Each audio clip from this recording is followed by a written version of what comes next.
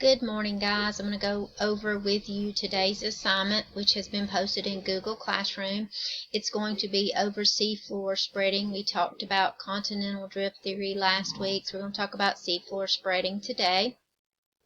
As you can see in Google Classroom, you have a slideshow and then questions over the slideshow that I expect you to be able to answer from the slideshow.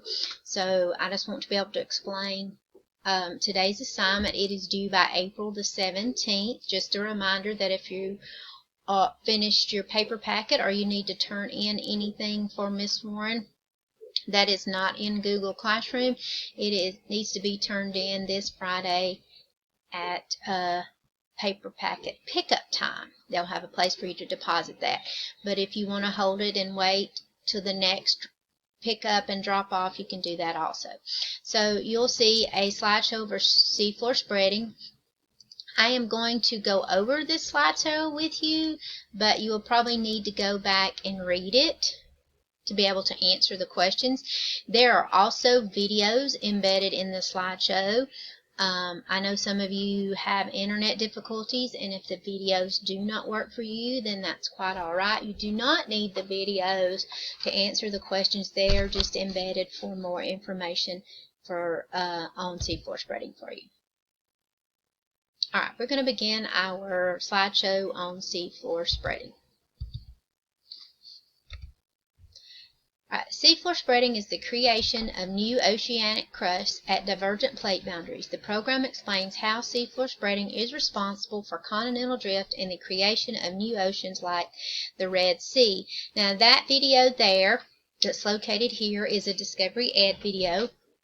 Hopefully when you click on it, it will take you directly to Discovery Ed that we have used in the classroom, and hopefully you have saved your username and password for that. What is seafloor spreading? Harry Hess. Remember, Alfred Wegener came up with the idea for the continental drift theory, so we're going to talk about Harry Hess and his idea about seafloor spreading. Harry Hess was an American geologist. He studied maps of the mid-ocean ridges system and began to think about the ocean floor in relation to the problem of continental drift. Hess suggested that a process he called seafloor spreading continually adds new material to the ocean floor. As you can see here, this is the process of seafloor spreading and how it occurs within the earth. You have your mantle and then your crust layer there. And here's mid-ocean ridges being formed. There's the lithosphere and then the convections in the mantle. Seafloor spreading is the process in which molten material adds new oceanic crust to the ocean floor. The seafloor spreads apart along both sides of a new mid-ocean ridge as a new crust is added. As a result, the ocean floor moves like conveyor belts, carrying the continents along with them. Now, just as we had evidence of continental drift theory, we have our evidence for seafloor spreading.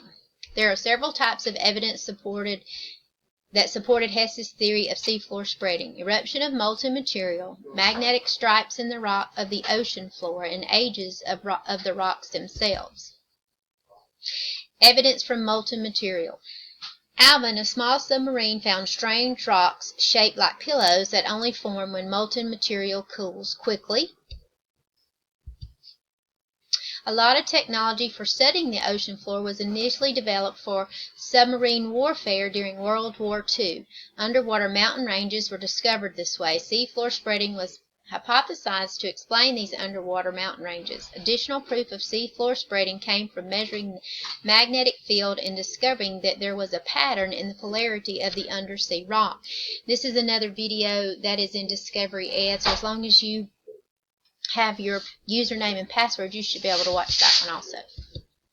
Alright, the other piece of evidence was magnetic reversals. The rocks that make up the ocean floor lie in a pattern of magnetized stripes. Earth's magnetic poles have reversed themselves many times during Earth's history. The last reversal happened 780,000 years ago.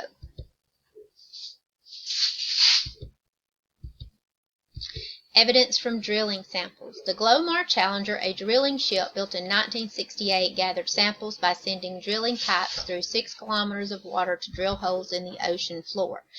Drilling samples from the Glomar Challenger were brought through the pipes, and the age of the rocks determined the youngest samples were always near the ridge, and they got older farther away from the ridge.